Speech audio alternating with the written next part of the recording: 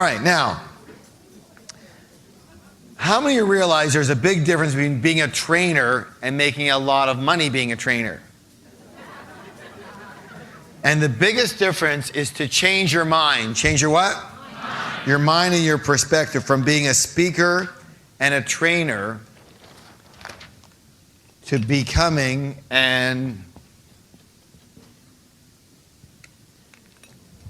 what's the word, please? An infopreneur. What does that mean? Yes, an information entrepreneur. Someone who's in the what business? Thank you. In the information business. The information what? Business. Okay, the information what? Business. That's the biggest distinction between most people who make it and most people who don't. 95% of all people in this business who are speakers and trainers consider themselves speakers and trainers. They don't consider themselves in the information business. They don't even look at their situation, what they do, as a business. Understand? They look at it as an art form, they look at it as creativity, they look at it as contribution, but they don't look at it as a business. If they did look at it as a business, they would have run it as a business, and that's all the difference in the world. Most people in this business do not run it as a business. Got it? Yes. And that's gonna have to be different for you. Yes or yes? Yes. Good.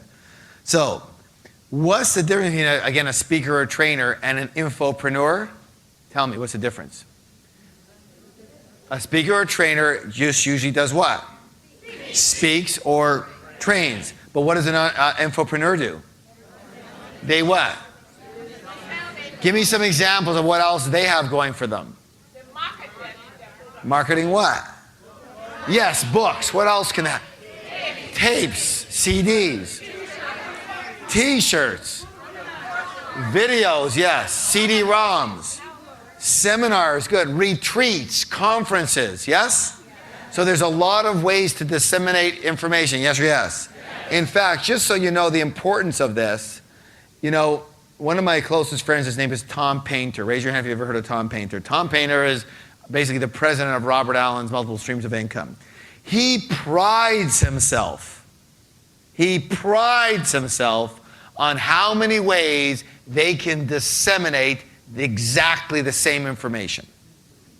When I talk to him, we talk about two things. The gadgets that he loves, the new gadget that he just bought, and how he just produced another video of the seminar that they have a CD to, and this, and the DVDs going on, and it's like the 16th way of having exactly the same information out there.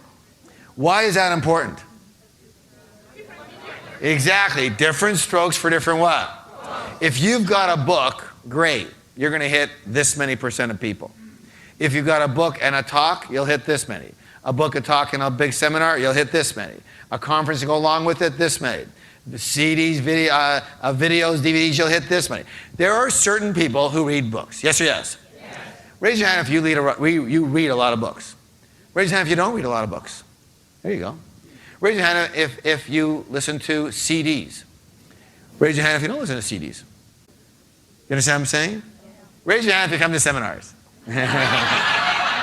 I'm not going to ask the other one, right? You'd be really weird, okay? Very good. Internet products, internet programs also. Very nice. Now, so in short, our goal is to have an information empire. Information what? Yeah. Now, let me ask you this question. How many have ever been in a really bad business or job? How many of you have ever been in a really great business or job? Is there a difference in enjoyment? Yes. Is there a difference in money? Yes. I've been in at least 12 different major businesses. And I personally believe that the information business, what business? Is by far and away the best business on the frickin' planet. Does that make sense?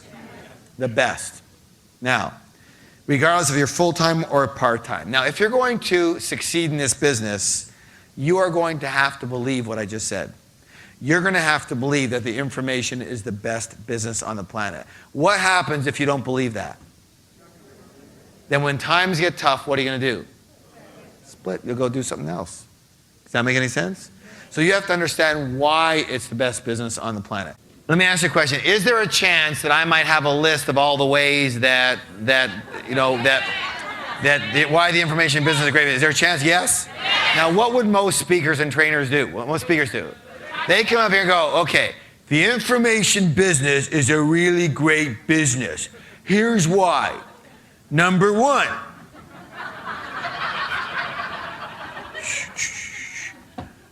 Number two. Number 26. That's the way most people train. You understand? Yeah. If you want people to what? Learn. What's the word? Learn. Then you have to train. You have to facilitate their learning. So yeah, there's a lot of things I might have in my notes, but I'm not going to just give them to you. No way can the best of trainers compare with your participation. Does that make any sense? You could be eloquent, you could be eloquent, you could be entertaining, it doesn't matter. You could be Superman, and you could talk for 5 hours, and that doesn't even come close to their learning in 2 minutes if they do it. You understand what I'm saying, yes or no? Yes. Big difference. All right, so let's hear from you some of the rationale as to why the information in business is an amazing business. One at a time, let me hear you. Easy to test market. Yes, good, easy to test market, good. What else? What is it? Speed of delivery. Excellent. You are in control of your product. Yes, you're in control. Thank you. What else? What's that? Yeah, you can have more product lines, offshoots. What else? Dynamic, always changing. Easily portable. You can do it from where? Anywhere. Good. What else? You can update it. You can revise it. Yes. What else? What's that? Yeah, you can help a lot of people. How many wouldn't mind that one? Yes? Good. What else? Yeah, you can systemize it. Very good. What else? Low overhead. Very good. Yeah, it doesn't cost a lot necessarily. Equal opportunity. Equal opportunity. Very good. Equal opportunity meaning you could do this. You know that Dale Carnegie, do you know how old he was when he did his last seminar? 92. You could be in this seminar business till you're like 90, 100 years old, if you want to, right? All right, what else you got for me? Yes, unlimited interpretation. Yes, what else? What else? Yes, it's a lot of fun. People think it might be a lot of fun to be up there teaching. Yes, very good. I'll give you a few of them that we did have written down. So, low cost, high markup. Yes? All right. By the way, how about this one? The higher the cost, the higher the perceived value. So in other words, I'll give you an example. One of my good friends, his name is Jay Abraham. What's his name? Jay Abraham. The minimum program you can pretty well attend with him is $5,000. Now, people go, well, you know, $5,000 for a weekend, it must be an amazing course, right? If they say $5,000 for a jacket, you go, it's an amazing jacket, but I'm not going to buy it. You understand? So the higher perceived value, very good. Global market, good? Very good. Inexpensive to distribute and deliver. Now you take that for granted, but trust me, don't take that for granted. I was in the fitness business. I'm not talking about gyms. I was in the fitness equipment. Fitness what? Big stuff. We were so happy when somebody ordered one of those big universal things with all the weights until we had to deliver the thing, right? Yeah, treadmill, great, $4,000 treadmill, that's great. Go ahead and it takes 2 guys and a truck to deliver it, understand? Look, what's it taking for me to deliver this? Not 2 guys and not trucks and nothing. That's it. That's very good. Yes or yes? Turn to somebody and say, that's good, that's good. You can be very creative. What's the word? Creative. Very good. It's a fairly prestigious business. Yes or yes? Very good. You can deal with the exact target market that you enjoy. Yes? Let's say you want to deal with women. Fine. Let's deal with men. Fine. Golfers. Fine. Macintosh users. Fine. Yes? Okay. You have an opportunity to learn. Raise your hand if you'd like to be in this business. One of the reasons is because you like to learn. Yes? You can travel to the world's greatest places and resorts, often for free. Yes? Now, after the while, the traveling gets a little tiresome, but it's still pretty cool. And if you get, big enough, you can go first class. And you can earn a frickin' fortune. As I said, I've done very well in several businesses, but this business is special. This business is, if you're in the higher echelons of this business, the amount of money that you can make helping other people is so enormous. It's such a blessing for you and for the people you're helping. It's such a great situation. You're going to learn technology, methodology here to be really good at what you're doing, including on the marketing side. And I'm going to say this. Minimum, in the first year of full doing this, you should easily be able to earn at least $100,000 a year. Your second or third year, 200, 300. Fifth year, if you do what we ask you to do, $500,000 and up a year. You should be able. You can earn in one. You're going to earn in one weekend what most people earn in a year of work. Just teaching and helping people. Is that good or good? Okay. Turn to somebody and say, "That's very good. That's very good." You know what? In the speaking business, and even in the book business, but the speaking business has come to a place where a very average, moderate speaker will command a $5,000 an hour fee. A $5,000 fee for speaking. Now, is that good? Yes or yes? Yes. Do you want at least $5,000 an hour paid to you for speaking? Yes. No. Because $5,000 for your talk sucks. You understand that? I was speaking with Richard Carlson. You know who he is? Richard Carlson. Don't sweat the small stuff. It's all small stuff, right?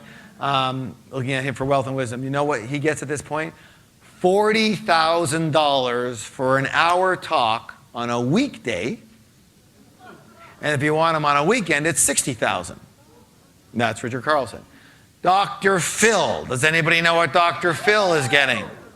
If he'll do your thing, now you're looking at $160,000 for him to show up. Plus first class travel, yada, yada, yada. He'll be in and out of there in 2 hours. You won't even know he's there. And $160,000 later. U.S., of course U.S. There's no Canadian nothing. No, rubles, okay? He wants 160,000 rubles. That's it. Raise your hand if you think this is a pretty amazing business.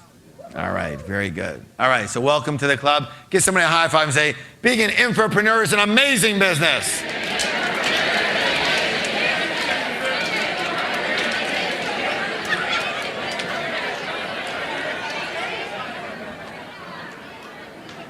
And you know what? The price is going up. The amounts of money that this group of people is going up.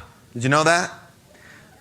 If you're good in this business, then it can lead to, for example, see, if you're good at this seminar business and you can put people in your room, then you have what's called a platform. What's it called? A platform. So if you become an author, a what?